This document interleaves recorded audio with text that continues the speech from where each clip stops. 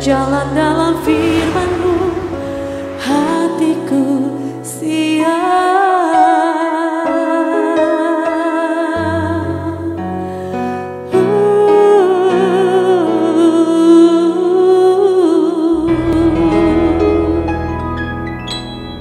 Salam God's lovers, senang berjumpa kembali dalam program Rest in God malam hari ini bersama Diaspora TV. Setelah melewati kesibukan sepanjang hari ini, mungkin ada situasi yang membuat jiwa Anda menjadi letih lesu dan berbeban berat. Jangan menyerah, sebab Tuhan mengundang kita untuk mengalami kelegaan. Tuhan Yesus berkata, marilah kepadaku semua yang letih lesu dan berbeban berat, aku akan memberi kelegaan kepadamu. Matius 11 ayat 28. Karena itu sebelum kita beristirahat, kita akan mendengar firman Tuhan dan mari kita berdoa mendahuluinya. Bapa dalam sorga, terima kasih. Terima kasih karena Tuhan sudah menolong kami sepanjang hari ini bekerja. Semua aktivitas kami ada dalam perlindungan Tuhan dan kami sudah pulang sampai ke rumah kami dengan tidak kekurangan apapun juga. Kami siap dengar firman Tuhan sebelum kami beristirahat. Kiranya pertolongan daripada Tuhan menolong kami untuk mendengarkan kebenaran firman-Mu. Dalam nama Yesus kami berdoa. Amin. Salam Bapak Ibu yang terkasih. Mari kita buka Kejadian pasal 39 ayat 8-9. Kejadian 39 ayat 8-9, firman Tuhan berkata, tetapi Yusuf menolak dan berkata kepada istri tuannya itu, dengan bantuanku tuanku itu tidak lagi mengatur apa yang ada di rumah ini. Dan ia telah menyerahkan segala miliknya pada kekuasaanku. Bahkan di rumah ini ia tidak lebih besar kuasanya daripadaku. Dan tiada yang tidak diserahkannya kepadaku selain daripada engkau. Sebab engkau istrinya, bagaimanakah mungkin aku melakukan kejahatan yang besar ini dan berbuat dosa terhadap Allah. Tema kita pada malam hari ini adalah hormatilah Tuhan. Hormatilah Tuhan, saudara yang terkasih. Yusuf adalah seorang anak muda yang dari masa hidupnya dia berkata no terhadap dosa dan berkata ya terhadap Tuhan. Dari kakak-kakaknya saudara yang terkasih, dia kemudian dikucilkan. Kenapa? Karena dia nggak bisa melihat ketika lihat dosa subur bertumbuh dan nama Tuhan dipermainkan. Itulah sebabnya dia selalu melapor kepada ayah mereka, Yakub, supaya ayahnya mungkin mendisiplin kakak-kakaknya, supaya anaknya menegur, bukan dalam rangka cari muka, tapi sekali lagi karena hatinya bersih, dia nggak bisa melihat dosa yang ada di sekitar dia. Saudara-saudara yang terkasih dalam Tuhan, satu kali dia suka bermimpi dan satu kali dia bermimpi yang membuat saudara-saudaranya marah karena dia menganggap satu ketika kakak-kakaknya bahkan ibu bapaknya akan menyembah dia. Mereka sangat marah karena itu satu ketika bapaknya suruh Yusuf untuk melihat kakak-kakaknya. Ketika mereka melihat Yusuf dari jauh, mereka bersepakat untuk kemudian menangkap Yusuf. Dan sebenarnya mereka ingin membunuhnya. Saudara-saudara yang terkasih di dalam Tuhan. Tetapi kemudian karena Ruben membela dan akhirnya kita tahu Yusuf hanya dijual ke orang Ismail. Lalu dari orang Ismail itu dijuallah dia ke rumah Potifar. Saudara seorang pegawai daripada Firaun. Di sanalah dia tinggal. Laporan yang mereka laporkan kepada orang tua mereka. Kakak-kakaknya Yusuf berkata bahwa Yusuf sudah mati. Dan itu yang membuat bapaknya sangat berduka. Karena bapaknya sangat menyayangi yang namanya Yusuf. Waktu di rumah Potifar saudara. Yusuf menjadi pegawai, menjadi hamba, menjadi pembantu yang luar biasa. Dia menjadi seseorang yang akhirnya tidak tinggal saja di tempat. Hidupnya tidak statis, tapi hidupnya naik. Dari seorang hamba, Alkitab berkata, dia berubah menjadi seorang manajer. Sebab kemudian dia dipercayakan untuk menguasai segala sesuatu di rumah itu. Mengatur segala sesuatu di rumah itu. Saudara yang terkasih, ini tipe orang-orang yang rajin. Ini tipe saudara yang terkasih orang yang menyadari dirinya. Kalau menjadi seseorang yang jauh dari orang tua, jauh dari saudara, jauh dari sanak famili, maka hal yang mesti dilakukan adalah bekerja keras. Dan dia melakukan itu saudara-saudara yang terkasih di rumah Potifar. Dan Potifar sangat menyayangi dia. Sayang sekali, saudara, godaan itu selalu ada. Dan di rumah itu istri Potifar melihat Yusuf. Saudara yang terkasih, Yusuf punya daya tarik yang luar biasa. Dia bukan saja pintar, dia rajin, dia penurut, dia jaga hidupnya dengan baik. Dan itu yang membuat daya tarik dari Yusuf dan membuat istrinya Potifar melirik dia, menggoda dia, mencoba untuk masuk dalam keinginan hawa nafsu daripada istrinya Potifar. Saudara, Alkitab berkata bahwa dia dibujuk dari hari ke hari. Bukan tiap hari, bukan satu hari saja, bukan satu minggu, bukan satu bulan, bukan satu tahun, tapi tiap hari Yusuf digoda. Jangan lupa Yusuf ini masih muda. Yusuf ini saudara-saudara yang terkasih dalam Tuhan, belum beristri. Saudara yang saya kasih dalam Tuhan. Tetapi istrinya Potifar, tentu saja dia sudah menjadi seorang istri, seorang nyonya rumah tangga. Karena itu dia lebih punya banyak pengalaman. Dan dengan caranya dia coba goda Yusuf. Tapi Alkitab berkata Yusuf tidak tergoda sama sekali. Wanita ini tidak diam sampai di situ. Tapi Alkitab berkata satu hari saudara yang terkasih, tidak ada orang lagi di dalam rumah. Lalu Bapak Ibu yang terkasih di dalam Tuhan, dia coba menarik Yusuf untuk tidur bersama dengan dia. Tapi itu yang Yusuf katakan. Saudara-saudara yang terkasih kepada wanita ini. Yusuf coba untuk tegas kepada wanita ini. Dan dia bilang, Alkitab berkata Yusuf menolak di dalam ayat ke-8 itu. Lalu dia mau ingatkan kepada istrinya Potifar. Untuk berkata begini kepada istrinya Potifar. Dan berkata demikian. Bahwa dengan bantuanku, tuanku itu tidak lagi mengatur apa yang ada di rumah ini. Dan ia telah menyerahkan segala miliknya pada kekuasaanku. Jadi bantuan saya, suamimu itu, Potifar itu gak perlu lakukan apa-apa. Karena saya bisa menangani semuanya. Saya tangani, saya atur semuanya. Bahkan ayat 9 dikatakan bahkan di rumah ini, ia tidak lebih besar kuasanya daripadaku. Dan tiada yang tidak diserahkannya kepadaku. Selain daripada engkau. Karena saudara Yusuf menyadari dan ingin mengingatkan kepada istrinya Potifar. Dikatakan sebab engkau istrinya. Dan ini kalimat yang menunjukkan bagaimana Yusuf menghormati Allah. Bagaimana mungkin aku melakukan kejahatan yang besar ini. Dan berbuat dosa terhadap Allah. Saudara-saudara yang terkasih, ukuran dosanya itu bukan dengan orang lain. Ukuran dosanya Yusuf itu perbandingannya dia adalah dengan Tuhan. Ketika dia melanggar perintah Tuhan maka dia tahu itu salah. Saudara-saudara yang terkasih, karena itu hormatilah Tuhan. Tuhan kita yang sudah menyelamatkan kita dan memelihara kita harus dihormati. Godaan seperti apapun harus kita berkata tidak. Karena selama itu tidak memuliakan Tuhan, maka kita harus berkata tidak. Dalam bentuk apa saja. Yusuf ini dalam bentuk, saudara yang terkasih dalam Tuhan, godaan seksual. Tapi barangkali ada bentuk-bentuk yang lain, dosa yang lain, saudara yang terkasih. Kita harus berkata tidak.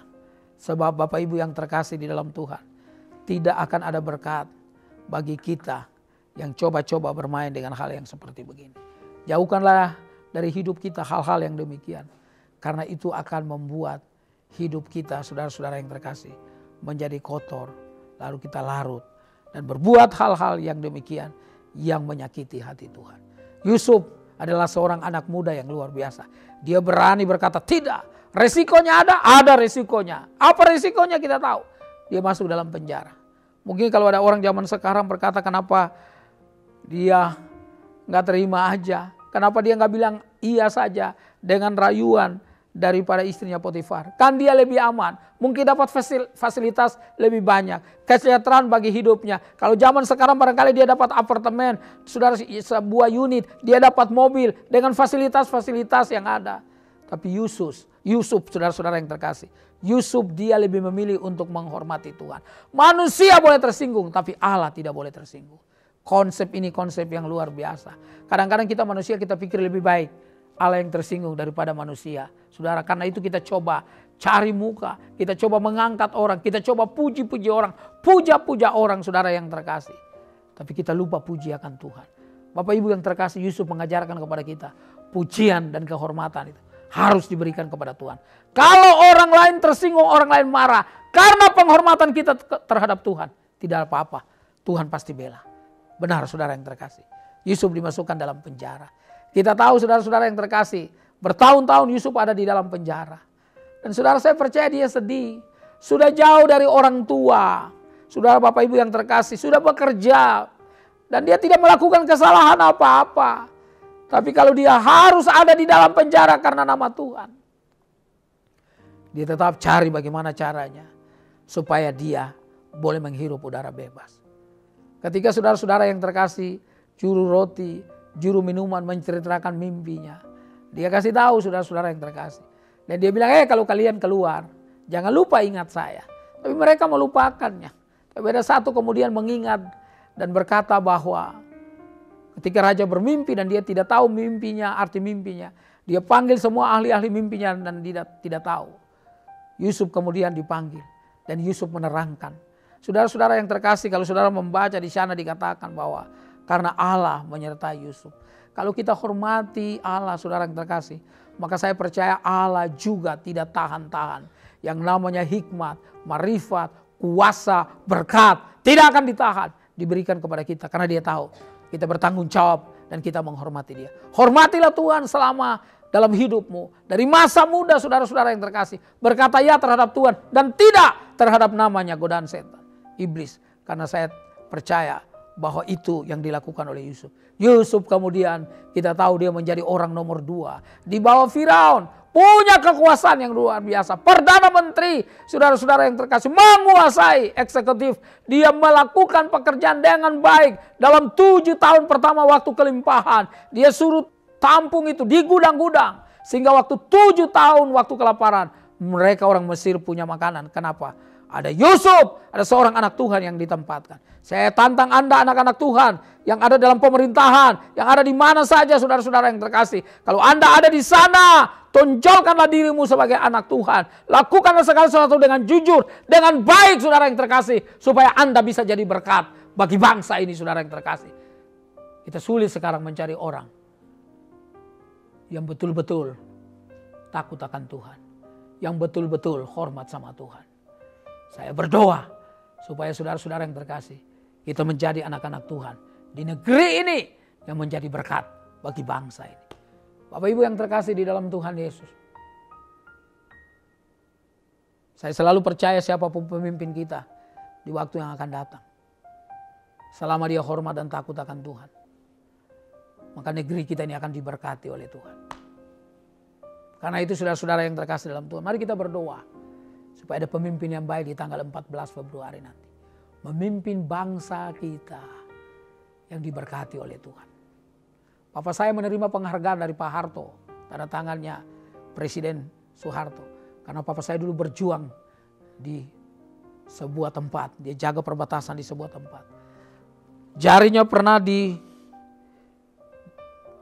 belek dipotong sama orang Jepang, ditaruh garam dengan jeruk. Dan itu sangat perih sekali dia rasa. Tapi kenapa demikian? Karena dia cinta bangsa ini. Pak, Bu, mari tangisilah bangsa ini dan persembahkan kepada Tuhan. Saudara dan saya sebagai anak-anak Tuhan, kita ditaruh di negeri ini. Bukan tidak ada maksud. Maksudnya supaya hidupmu menjadi berkat. Jadilah Yusuf. Pada zaman ini yang menghormati Tuhan. Lebih daripada menghormati apapun juga. Sebab itu Tuhan yang mau demikian. Sehingga saudara-saudara yang terkasih dalam Tuhan, keluarga kita dijaga. Yusuf menjadi orang nomor 2 di Mesir. Yusuf kemudian jadi berkat bagi saudara-saudaranya, bagi bangsanya. Sehingga Yakub dengan keturunannya tinggal di Mesir. Karena Yusuf hormat sama Tuhan. Dan Tuhan angkat derajatnya. Jadi orang nomor 2. Dan ini yang paling penting, Yusuf tidak pernah membalas kejahatan bagi orang yang berbuat jahat kepada dia. Yaitu kakak-kakaknya sendiri. Kenapa? Karena Yusuf menghormati Allah. Mari hormatilah Tuhan dalam hidupmu. Supaya kemana saja engkau pergi, Tuhan menempatkan Anda, mempercayakan Anda dan saya. Sebagai orang-orang yang dapat dipercaya. Sebab kalau kita menghormati Tuhan, pasti kita menghormati orang lain. Memperlakukan orang lain sebagai ciptaannya. Jadilah orang-orang yang terus Tuhan, yang terus dalam hidup memilih Tuhan, menghormati Tuhan lebih daripada menghormati yang lain, sehingga hidup kita diberkati oleh Tuhan. Tunduk kepala dan kita berdoa. Bapa di dalam surga, kami bersyukur malam hari ini Kami belajar dari Yusuf yang sungguh-sungguh berkomitmen untuk setia dan taat kepadamu. Dalam nama Tuhan Yesus, kami berdoa supaya kami menjadi Yusuf-Yusuf pada zaman ini. Di mana dalam hidup kami, Tuhan, kami sungguh-sungguh hormat dan takut kepada Tuhan. Lebih daripada takut kepada jabatan kami, popularitas kami, nama kami, atau apapun yang kami lakukan yang tidak memuliakan Tuhan. Tapi kalau Tuhan angkat kami menjadi seorang pejabat, menjadi orang penting di tempat di mana kami bekerja, tolong supaya apa yang kami dapatkan jadi berkat. Sama seperti Yusuf yang memberkati keluarganya dan bangsanya. Terima kasih Bapa. Ini doa kami sebelum kami tidur. Kami menyerahkan hidup kami sepenuhnya. Dalam nama Tuhan Yesus kami berdoa. Amin. Saudara, jika saat ini Anda atau keluarga mengalami pergumulan dan membutuhkan doa, di layar saudara ada nomor telepon yang bisa Anda hubungi. Tim doa kami akan mendoakan saudara. Silakan jika Anda ingin memberikan komentar di ruang komentar di channel Diaspora TV. Mazmur 4 ayat 8 dan 9 berkata, Engkau telah memberikan sukacita kepadaku lebih banyak daripada mereka ketika mereka kelimpahan gandum dan anggur. Dengan tentram aku mau membaringkan diri. Lalu segera tidur sebab hanya Engkaulah, ya Tuhan, yang membiarkan aku diam dengan aman. Selamat beristirahat dan nikmatilah rest in God malam hari ini. Tuhan Yesus memberkati. Hatiku siap.